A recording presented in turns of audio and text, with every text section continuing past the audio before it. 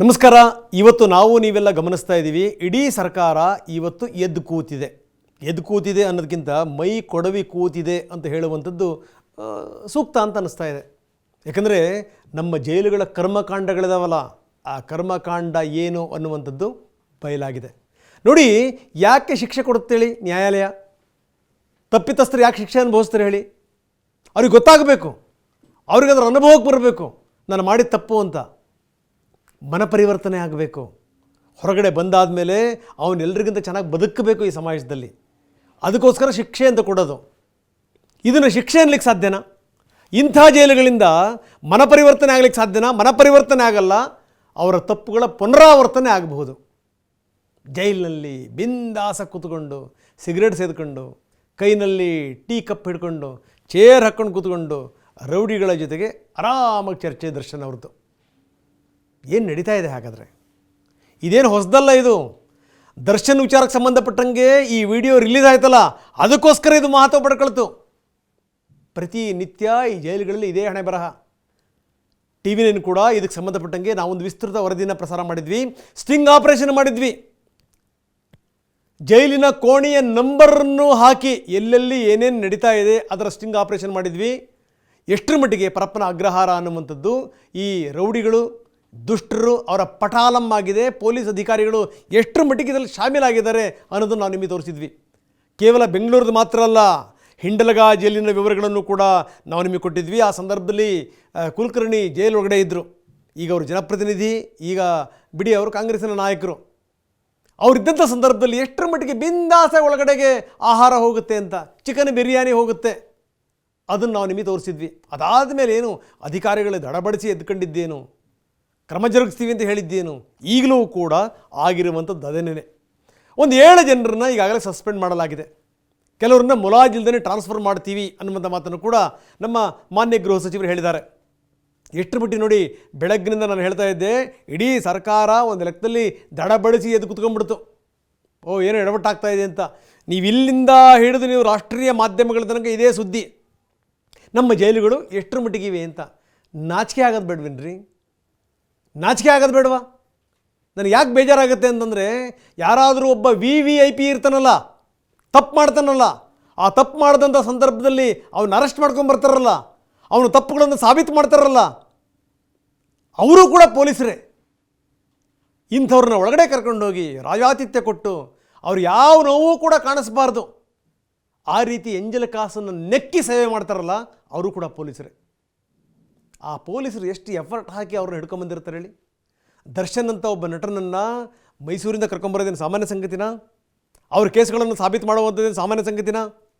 ಕಡಿಮೆ ಪವರ್ ಇದೆಯಾ? ಕಡಿಮೆ ಶಕ್ತಿ ಇದೆಯಾ? ಅವ್ರಿಗೆ ಕಡಿಮೆ ಬೆಂಬಲ ಇದೆಯಾ?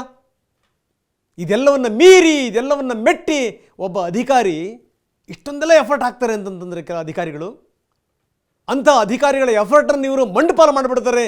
ಇನ್ನು ಕೆಲ ಅಧಿಕಾರಿಗಳು ಅಂತಂತಂದರೆ ಜೈಲಿನಲ್ಲಿ ಎಂಥ ಹೆಗ್ಗಣಗಳಿವೆ, ಖಾಕಿ ತೊಟ್ಟಿರುವಂಥ ಹೆಗ್ಗಣಗಳಿವೆ ಅನ್ನೋದಕ್ಕೊಂದು ಬೆಸ್ಟ್ ಎಕ್ಸಾಂಪಲ್ ಇದು. ಬೇಕಾದ್ದಾಗುತ್ತೆ, ದುಡ್ಡು ಕೊಟ್ಟುಬಿಟ್ರೆ ನಿಮಗೆ ಬೇಕಾದ ಸಪ್ಲೈ ಆಗುತ್ತೆ. ಸಿಗರೇಟ್ ಬೇಕಾ? ಸಪ್ಲೈ ಆಗುತ್ತೆ. ನಿಮಗೆ ಫೋನ್ ಬೇಕಾ? ಸಪ್ಲೈ ಆಗುತ್ತೆ. ನಿಮಗೆ ಎಣ್ಣೆ ಬೇಕಾ? ಸಪ್ಲೈ ಆಗುತ್ತೆ.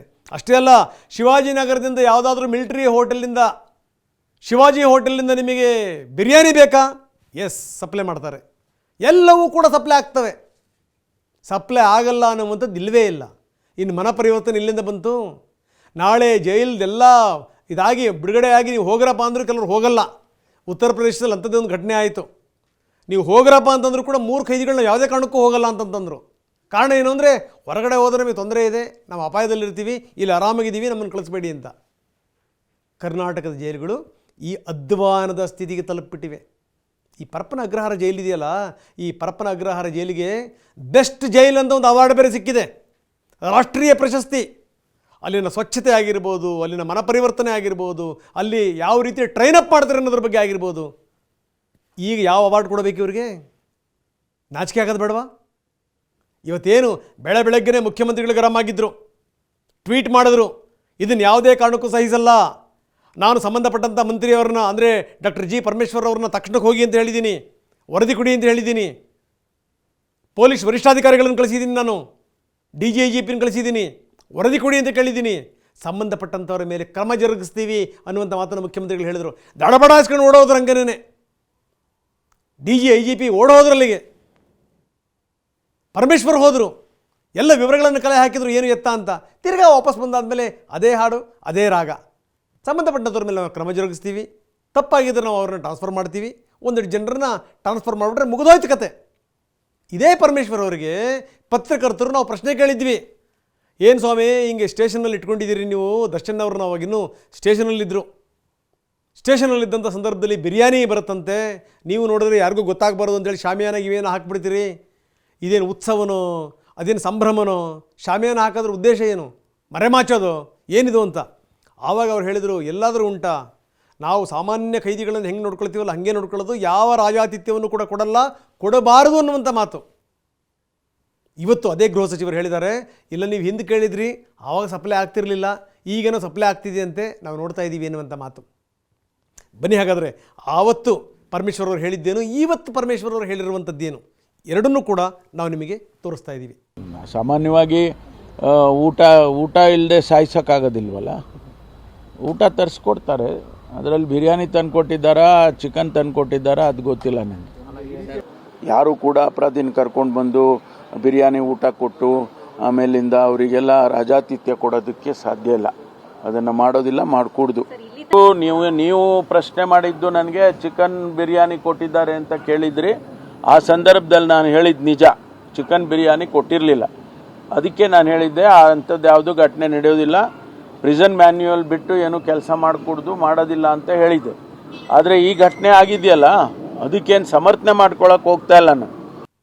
ಇದು ಪರಮೇಶ್ವರ್ ಅವರ ಮಾತು. ನೀವು ಗಮನಿಸಿದ್ರಿ ನೋಡಿ, ಆವಾಗ ಹೇಳಿದಂಥ ಧಾಟಿ ಹೆಂಗಿತ್ತು, ಇವತ್ತು ಹೇಳಿದಂಥ ಧಾಟಿ ಹೆಂಗಿದೆ. ಇದನ್ನು ಒಂದು ವ್ಯವಸ್ಥೆ ಅಂತ ಹೇಳಕ್ಕೆ ಸಾಧ್ಯನಾ? ಇದನ್ನೊಂದು ವ್ಯವಸ್ಥೆ ಅಂತ ಹೇಳಕ್ಕೆ ಸಾಧ್ಯನಾ? ನಾಚಿಕೆ ಆಗೋದು ಬೇಡವಾ ಸಂಬಂಧಪಟ್ಟಂಥ ಅಧಿಕಾರಿಗಳಿಗೆ? ಕಿಂಚಿತ್ ನಾಚಿಕೆ ಆಗೋದು ಬೇಡವಾ? ಒಬ್ಬ ಮಗನನ್ನು ಕಳ್ಕೊಂಡಿರುವಂಥ ತಂದೆ ಅಲ್ಲಿ ಅಳ್ತಾ ಕೂತ್ಕೊಂಡಿದ್ದಾನೆ, ತಂದೆ ತಾಯಿಗಳು ಕಣ್ಣೀರಲ್ಲಿ ಕೈ ತೊಳಿತಾ ಇದ್ದಾರೆ. ಪುತ್ರ ಶೋಕಂ ನಿರಂತರಂ. ಅವನು ಬೇಕಾದ ತಪ್ಪು ಮಾಡಿರ್ಬೋದು. ತಪ್ಪು ಮಾಡಿದಂಥ ಸಂದರ್ಭದಲ್ಲಿ ಆ ತಪ್ಪಿಗೊಂದು ಶಿಕ್ಷೆ ಕೊಡಲಿಕ್ಕೆ ಒಂದು ವ್ಯವಸ್ಥೆ ಇದೆ. ಇಷ್ಟೊಂದೆಲ್ಲ ಇನ್ವೆಸ್ಟಿಗೇಷನ್ ಆಗಿ ಸಾಕ್ಷ್ಯಾಧಾರಗಳನ್ನು ಕಲೆ ಹಾಕಿ 14,000 ಪುಟಗಳ ಚಾರ್ಜ್ ಶೀಟನ್ನು ರೆಡಿ ಮಾಡಿ ಈಗೇನು ಅಂತಂತಂದರೆ ಏನಾಗುತ್ತೆ ಅನ್ನೋದು ನೋಡ್ತಿರುವಂಥ ಸಂದರ್ಭದಲ್ಲೇ ಈ ರೀತಿ ಘಟನಾವಳಿಗಳು. ಆರಾಮಾಗಿ ನೀವು ಜೈಲಲ್ಲಿ ಇಟ್ಕೊಂಡು, ನಿಜ ಏನು ಅಂತಂದರೆ ಒಬ್ಬ ನಟನನ್ನು ಒಳಗಡೆ ಹಾಕಿದಂಥ ಸಂದರ್ಭದಲ್ಲಿ ಸಪ್ರೇಟಾಗಿ ಇಡಬೇಕಾಗತ್ತೆ. ನೀವು ಬಾಕಿ ಇಟ್ಟಂಥ ಎಲ್ಲರೂ ಇರ್ತಾರಲ್ಲ ಅಂತ ಕಡೆ ಇಡೋಕ್ಕಾಗಲ್ಲ, ನಿಜ ಒಪ್ಕೊಂಡೆ. ಈ ರೀತಿ ಸವಲತ್ತುಗಳನ್ನು ನೀವು ಒದಗಿಸ್ಕೊಡೋದು. ಈಗ ಲಘು ಬಗೆಯಿಂದ ಮಾಲಿನಿ ಕೃಷ್ಣಮೂರ್ತಿ ಓಡಿ ಬಂದರು, ಇದ್ರ ಬಗ್ಗೆ ಇನ್ವೆಸ್ಟಿಗೇಷನ್ ಮಾಡ್ತೀವಿ ಅಂತ. ದರ್ಶನ್ ಮತ್ತು ದರ್ಶನ್ ಸಂಗಡಿಗರನ್ನ ಇಲ್ಲಿಂದ ನಾವು ಎತ್ತಗಣಿ ಮಾಡ್ತೀವಿ, ಇಲ್ಲಿಂದ ಬೇರೆ ಜೈಲಿಗೆ ಹಾಕ್ತೀವಿ. ಎಲ್ಲಿಗೆ ಹಾಕ್ಬೋದು? ಬೆಳಗಾವಿಗೆ ಹಾಕ್ಬೋದು, ಹಿಂಡಲಾಗದಲ್ಲಿ. ಹಿಂಡಲಾಗದ ಕರ್ಮಕಾಂಡ ಏನು ಅನ್ನೋದನ್ನು ತೋರಿಸಿಲ್ವ ನಾವು? ಒಂದು 4 ದಿವಸ ಇವೆಲ್ಲವೂ ಕೂಡ ಸದ್ದಾಗುತ್ತೆ. ಅದಾದ ಮೇಲೆ ಮತ್ತೆಲ್ಲವೂ ಕೂಡ ಯಥಾಸ್ಥಿತಿ. ನೀವು ಬಳ್ಳಾರಿಗೆ ಹಾಕಿದ್ರು ಅಷ್ಟೇ, ಮೈಸೂರಿಗೆ ಹಾಕಿದರೂ ಅಷ್ಟೇ, ಬೆಳಗಾವಿನ ಹಿಂಡಲಗ ಜೈಲಿಗೆ ಹಾಕಿದರೂ ಅಷ್ಟೇನೆ. ಇದರಲ್ಲಿ ಯಾವುದೇ ಬದಲಾವಣೆ ಆಗಲ್ಲ.